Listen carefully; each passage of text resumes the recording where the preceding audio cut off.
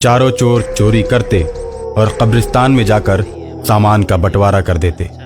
चोर जिस घर में जाते कब्रिस्तान की मिट्टी साथ में ले जाते। आराम से घर में घुसकर सारा कीमती सामान चुरा ले जाते। चारों चोर एक दिन कब्रिस्तान से मिट्टी ले रहे थे, तब तक एक जिन्न प्रकट हो जाता है। जिन्न पूरी तरह से खून से नहाया हुआ है।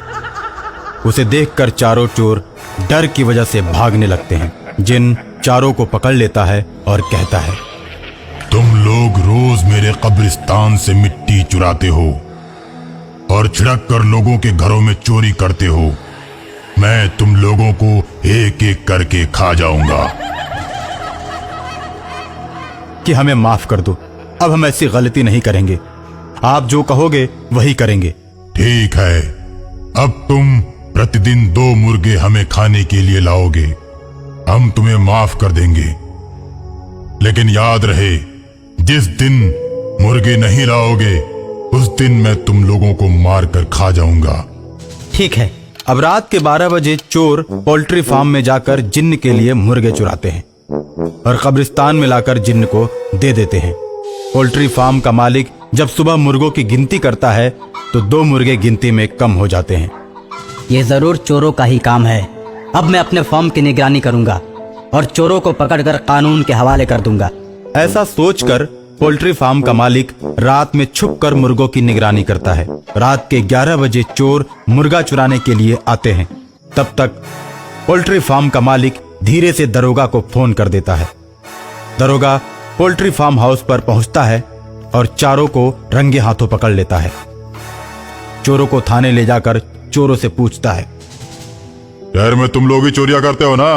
दरोगा जी, अगर हम लोग चोरियां नहीं करेंगे तो जिन्न हमें मार डालेगा।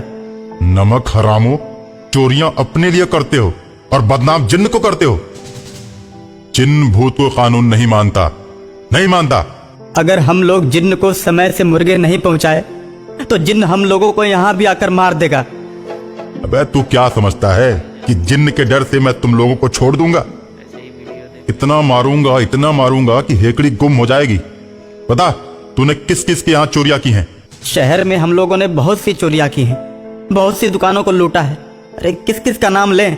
अब देखिएगा दरोगा जी, जिन्न इस वक्त आता ही होगा। उसके आने का समय हो गया है। कब्रिस्तान में जिन्न मुर्गा न पाकर क्रोधित हो जाता है और उन चोरों की खोज में निकल पड़ता है। अपनी शक्तियों से जिन्न पता लगा लेता है कि चारों चोर कहाँ हैं। जब जिन्न को पता चलता है कि चारों चोर पुलिस की गिरफ्त में है, जिसकी वजह से आज मेरे लिए मुर्गे का प्रबंध नहीं हो पाया, तो जिन्न और क्रोध से भर जाता है और तुरंत उड़कर पुलिस स्टेशन जा पहुंचता है। तुम लोग यहाँ पर हो और मैं तुम लोगों का कब से इंतजार कब्रिस्तान में कर रहा था।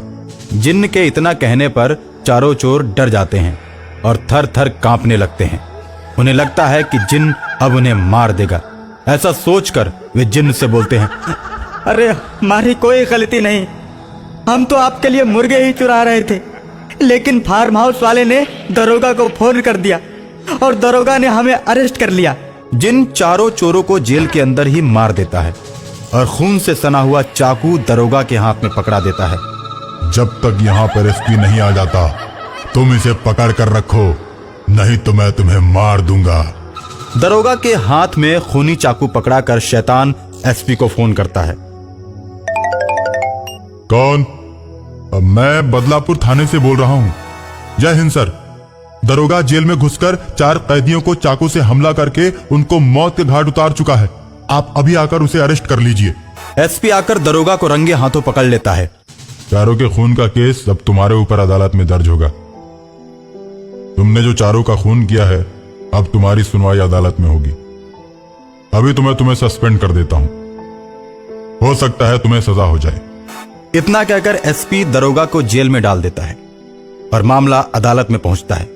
और जिस जेल में दरोगा बंद रहता है उसमें जिन्न आकर उससे कहता है, अब तो मुझे इंसानों का ही खून अच्छा लगता है। अब तुम्हें तेरे ही खून से अपनी प्यास बुझाऊंगा। ऐसा कहकर जिन्न दरोगा को मार देता है।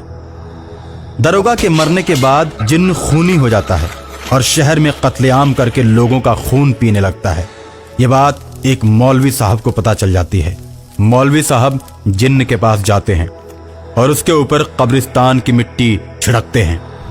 कब्रिस्तान की मिट्टी पड़ते ही वो जिन चिल्लाने लगता है, उसका शरीर जलने लगता है और जलकर वो धीरे धीरे खाक हो जाता है और इस तरह जिन्न का अंत हो जाता है।